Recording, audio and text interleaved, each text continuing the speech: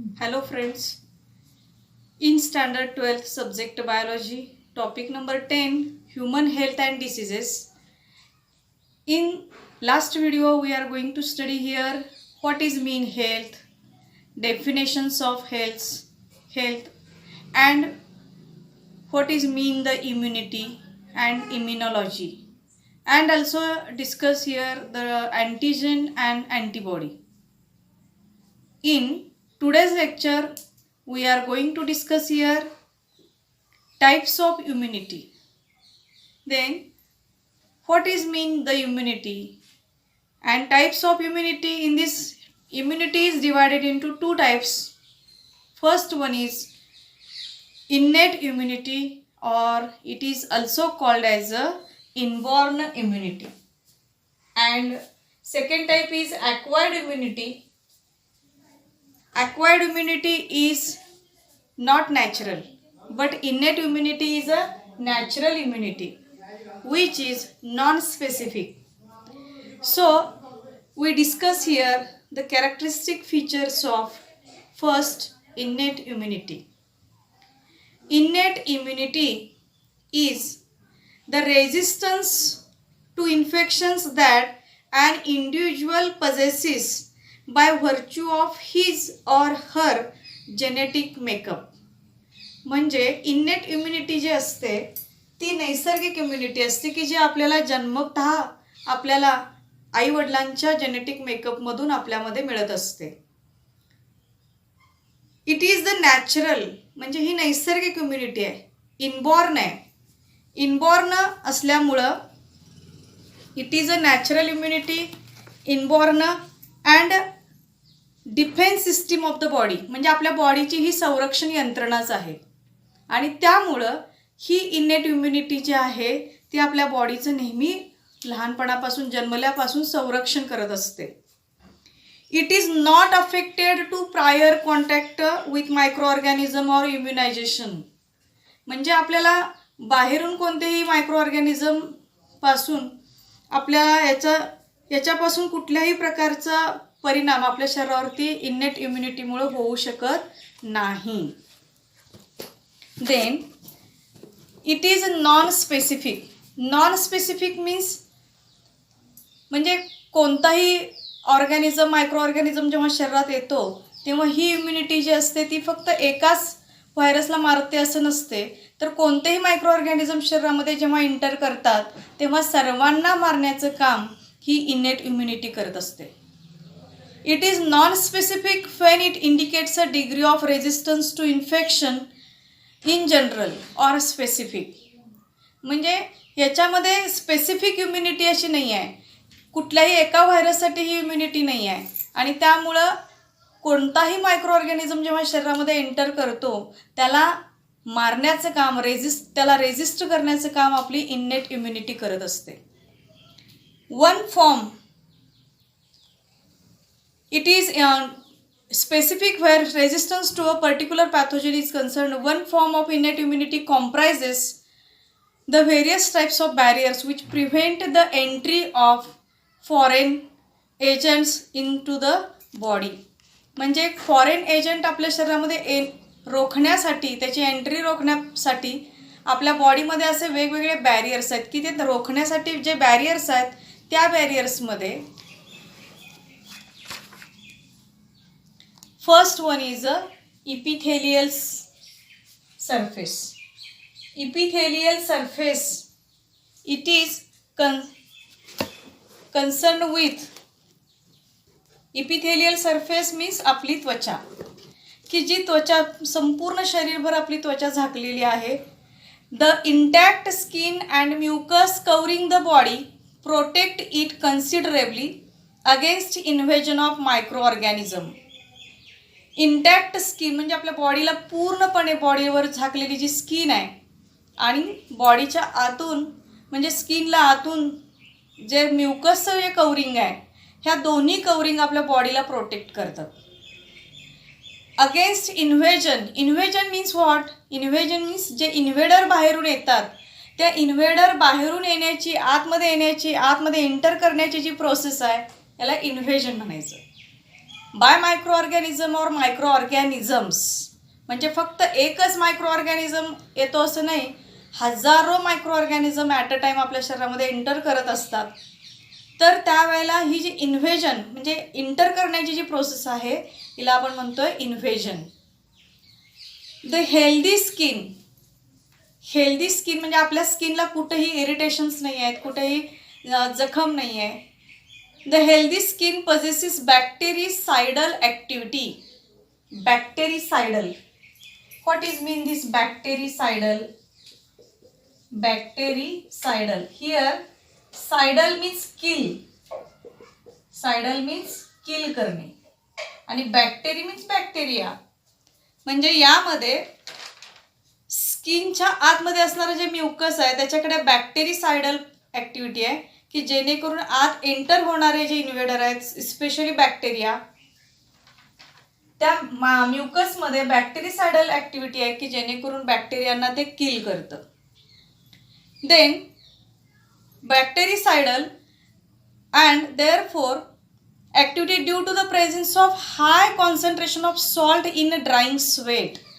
कारण त्वचेमध्ये जे स्वेट ग्लँड्स आहेत त्या स्वेट ग्लँडमध्ये सॉल्टचं कॉन्सन्ट्रेशन जास्त असतं की त्या सॉल्टचं कॉन्सन्ट्रेशन जास्त असल्यामुळं ते काय करतात, बॅक्टेरिसाइडल ॲक्टिव्हिटी कंप्लीट करतात. And therefore also there are sebaceous glands are also present in this skin. Sebaceous,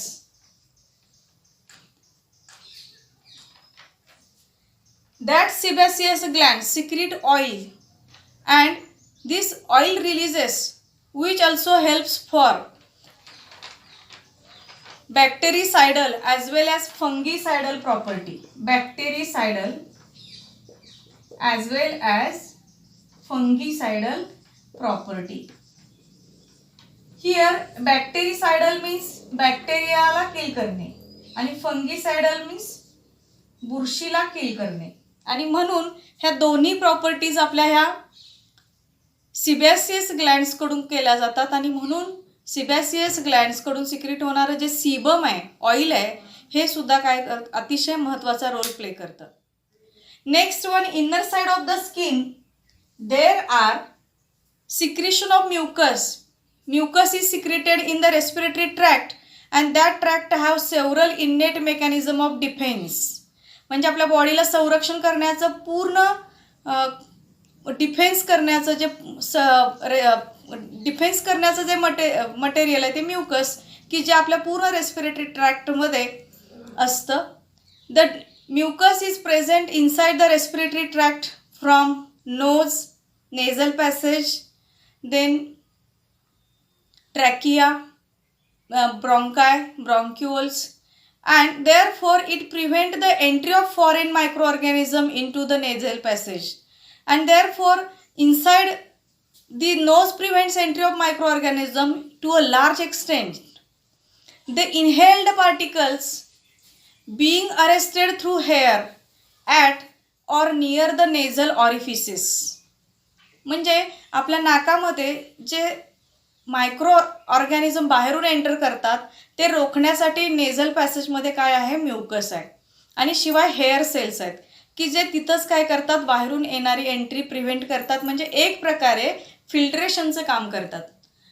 therefore the inhaled particles being arrested through hair at or near the nasal orifices, those that passes beyond are held by mucus lining the epithelium and are swept back to pharynx where they tend to swallowed or coughed out.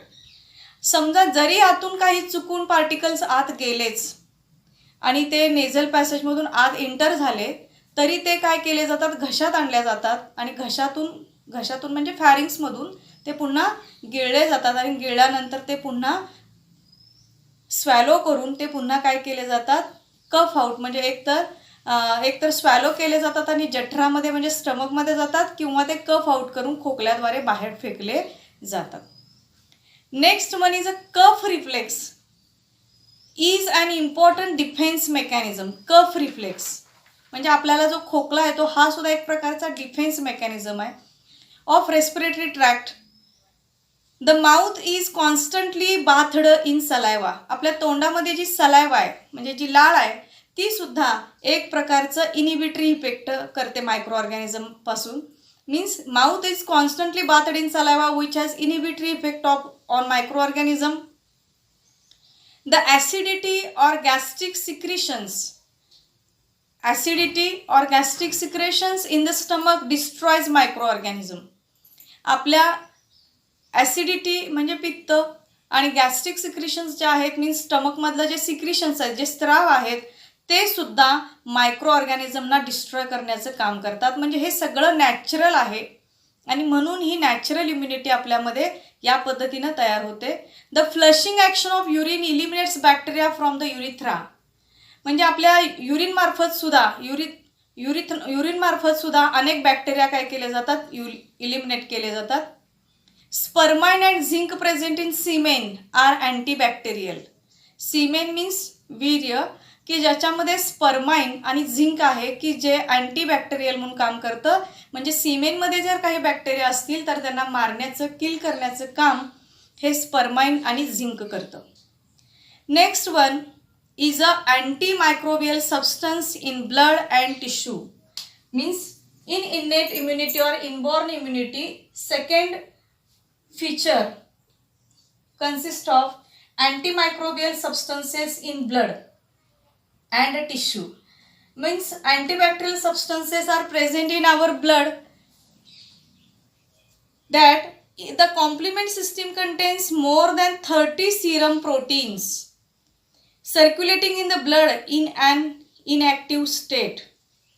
म्हणजे आपल्या human ब्लडमध्ये जवळजवळ 30 Serum proteins आहेत की जे antigen म्हणून काम करतात आणि पूर्ण बॉडीमधून ते काय होतात सर्क्युलेट होत असतात.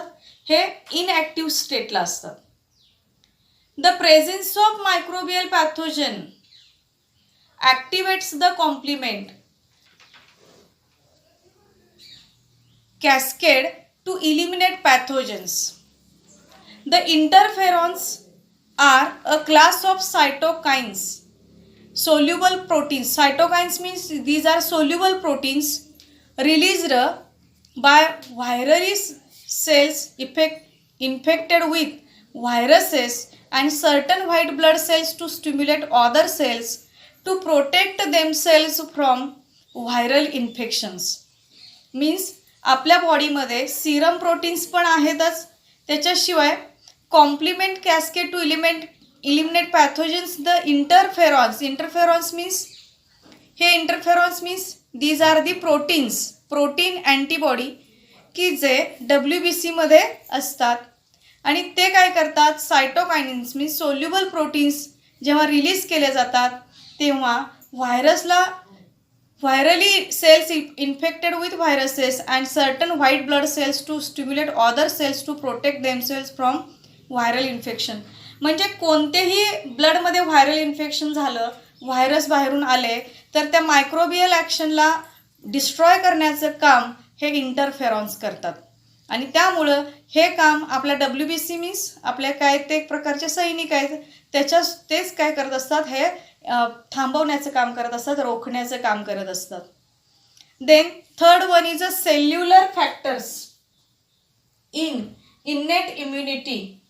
Cellular factors in this natural defense against the invasion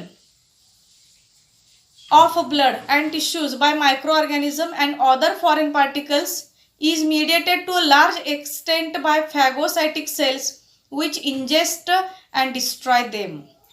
आता इथं कन्सेप्ट आला phagocytic cells.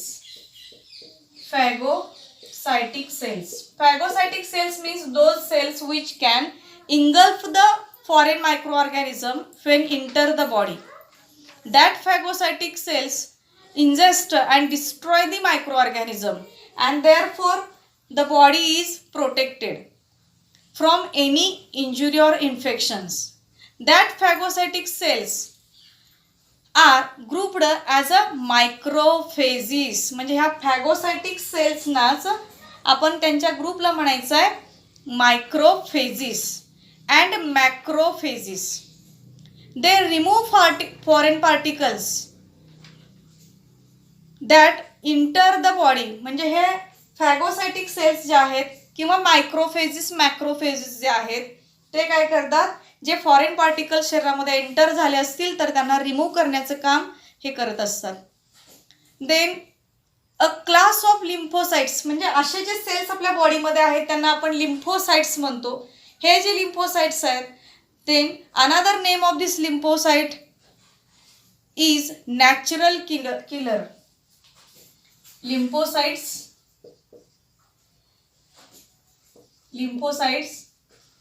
it is also called as a natural killer, and therefore that natural killer is also called as a NK cells, is important in non-specific defense against viral infections. non-specific म्हणजे फक्त एका specific virus पुरता नाही आहे तो, तर कोणत्याही micro organism असू दे, कोणताही व्हायरस असू दे, याला किल करणारे हे काय आहेत, NK सेल्स मीन्स लिम्फोसाइट. आपण WBC शिकत असताना शिकलोय टी लिम्फोसाइट्स, टी सेल्स. तर हे लिम्फोसाइट्स जे आहेत ते नॉन स्पेसिफिक आहेत, and therefore it is non specific defence against viral infection. म्हणजे कुठलाही व्हायरल इन्फेक्शन असू दे तर त्याला किल करणारे हे लिम्फोसाइट्स आहेत. अँड ट्युमर्स म्हणजे कोणत्याही प्रकारचे सेल्स वाढल्यानंतर जे शरीरामध्ये ट्युमर तयार होतात त्याच्या अगेन्स्ट काम करणारे हे म्हणजे लिम्फोसाइट्स. आणि या पद्धतीने हे सेल्युलर फॅक्टर्स जे आहेत आपल्या सेलमध्ये म्हणजे WBC मध्ये लिम्फोसाइट्स जे आहेत हे आपली इन्नेट इम्युनिटी वाढवतात. Then next one is a fever, cellular factors. आणि fourth one is a fever म्हणजे ताप. increase in body temperature following the infection is a natural defense mechanism. आपल्या बॉडी टेम्परेचर वाढलं की आपण काय म्हणतो की तापाला म्हणतो फीवर. तर हे सुद्धा काय करतं, एक प्रकारचं नॅचरल डिफेन्स मेकॅनिझम मध्ये पार्टिसिपेट होतं. ह्याच्यामध्ये जर आपल्या बॉडी टेम्परेचर नॉर्मली 37 पासून 40 पर्यंत गेलं किंवा 40 ते 44 डिग्री सेल्सिअस पर्यंत गेलं तर आपण काय होतो, आपलं अंग गरम होतं, जास्त ताप येतो आपण म्हणतो. तर आपला ताप आपण नेहमी फॅरेनहाईटमध्ये मोजतो. हा ताप जवळजवळ 100च्या वर गेला, 100 फॅरेनहाईट म्हणजे 104 डिग्री फॅरेनहाईट पर्यंत गेला की ताप खूप वाढलाय असं आपण म्हणतो. म्हणजे हे बॉडी टेम्परेचर जरी राईज झालं तर त्या राईज टेम्परेचरमुळे सुद्धा काही मायक्रो ऑर्गॅनिझम मारले जातात आणि त्यामुळं हे सुद्धा एक प्रकारचं नॅचरल डिफेन्स मेकॅनिझम आहे. आणि म्हणून याचा सुद्धा समावेश इन्नेट इम्युनिटीमध्ये होतो. म्हणून it helps to accelerate the physiological processes to destroy the invading pathogen. Invading म्हणजे बाहेरून जो इन्व्हेडर आला आहे तो इन्व्हेडर पॅथोजन जो आहे त्याला डिस्ट्रॉय करण्याचं काम आपलं बॉडी टेम्परेचर सुद्धा करत असतं. Fever stimulates the production of interferon.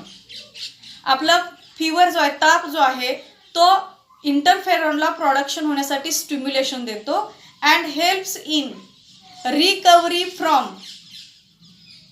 Viral infections. म्हणजे बाहेरून येणारे जे व्हायरल इन्फेक्शन्स आहेत त्याला रोखण्याचं काम आपलं बॉडी टेम्परेचर करत असतं. Normally human body temperature 37 degree Celsius, पण याच्यापेक्षा जर बॉडी टेम्परेचर वाढत असेल म्हणजे जर 40 डिग्री सेल्सिअस ते 44 डिग्री सेल्सिअसपर्यंत जात असेल तर फॅरेनहाईटमध्ये तेच रूपांतर 104 डिग्री फॅरेनहाईटपर्यंत होतं. आणि आपण फीवर म्हणजे ताप जो मोजतो ते फॅरेनहाईटमध्येच मोजतो. आणि म्हणून म्हणजे फीवर हा काही प्रमाणात काही बॅक्टेरियांना मारू शकतो आणि म्हणून ही सुद्धा आपली एक प्रकारची इन्नेट इम्युनिटी आहे, डिफेन्स मेकॅनिझम आहे. And in this innate immunity, last point is a acute phase proteins. In short, it is called as a APPS, acute phase proteins. In this, infection on injury leads to a sudden increase in concentration of certain plasma proteins, collectively called acute phase proteins. Acute चा अर्थ असा आहे, acute म्हणजे small, लहान, and phase proteins म्हणजे आपल्याला कुठेही समजा इन्फेक्शन झालं किंवा कुठेही आपल्या शरीराला इंजुरी झाली तर लगेच आपल्या बॉडीमध्ये काय होतं की प्लाझ्मा जो आहे तो सडन म्हणजे लगेच ताबडतोब प्लाझ्मा काय होतो, प्लाझ्मामधले प्रोटीन्स काय होतात, त्या ठिकाणी त्याचं कॉन्सन्ट्रेशन वाढतं आणि त्यावेळेला ते प्लाझ्मा प्रोटीनचं जे काय कॉन्सन्ट्रेशन वाढतं त्यालाच आपण एकत्रित ॲक्यूट फेज प्रोटीन्स असं म्हणतो. These include C reactive protein. आता ह्याच्यामध्ये कशा कशाचा समावेश आहे बघा. C reactive proteins means in short it is called as a CRP. Then mannose binding proteins. Next alpha first acid glycoprotein, serum amyloid protein. These are amino acids, म्हणजे ते एक प्रकारचे ते ॲमिनो ॲसिडपासूनच बनलेले असतात. Then acute phase proteins are believed to enhance म्हणजे वाढवणे. हे जे ॲक्यूट फेज प्रोटीन्स आहेत हे होस्ट रेझिस्टन्स वाढवतात. होस्ट रेझिस्टन्स म्हणजे हे ज्या व्यक्तीच्या शरीरामध्ये अशी कुठली इंजुरी झाली आहे ह्या फेज प्रोटीनमुळे त्याची रेझिस्टन्स पॉवर वाढते, म्हणजे रोखण्याची ताकद जी आहे ती वाढते. टू प्रिव्हेंट टिश्यू इंजुरी, त्यामुळे कुठल्याही प्रकारे टिश्यूना इंजुरी होत नाही. And promote repair of inflammatory lesions, आणि कुठेही शरीराला सूज वगैरे आले असेल, कुठं जखम वगैरे असेल तर ते रिपेअरिंगचं काम, ते पटकन भरून आणण्याचं काम हे काय केलं जातं, वाढवलं जातं. आणि म्हणून हे प्लाझ्मा प्रोटीन्स जे आहेत ते प्लाझ्मा प्रोटीन्स वाढण्यासाठी हे ॲक्यूट फेज प्रोटीन्स आहेत. ही नॅचरली प्रोसेस आपल्या शरीरामध्ये होत असते आणि म्हणून याचासुद्धा समावेश आपल्या इन्नेट इम्युनिटीमध्ये होतो. Then next is a acquired immunity. Here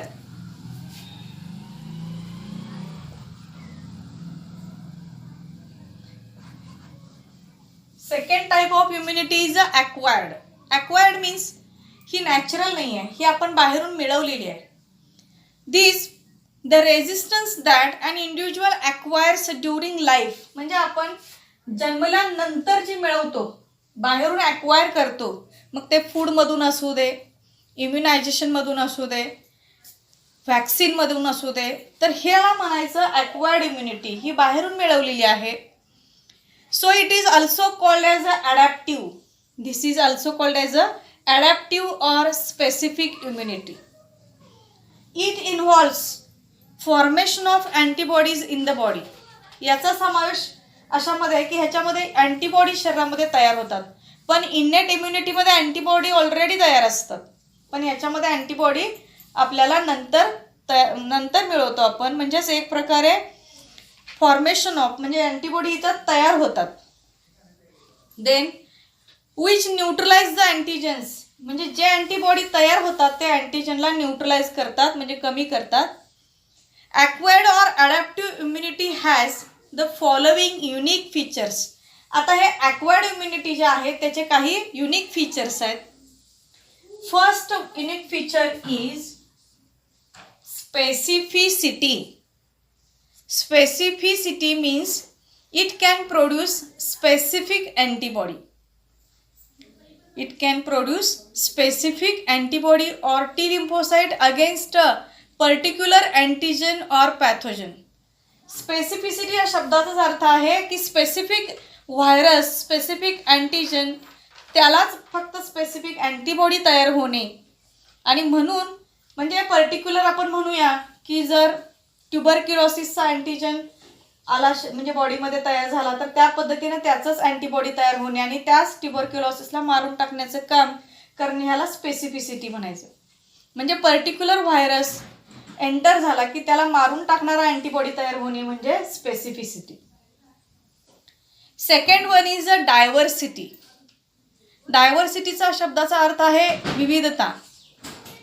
means it can recognise a vast variety of diverse pathogen और फॉरेन मोलिक्युल्स. म्हणजे बघा आपण जर बघितलं तर ब्लडमध्ये समजा अनेक पॅथोजन्स असतील, व्हास्ट व्हरायटीचे असतील, वेगवेगळ्या व्हरायटीचे असतील, पण ह्याच्यामध्ये डायव्हर्सिटीचा अर्थ इट कॅन रेकग्नाइज.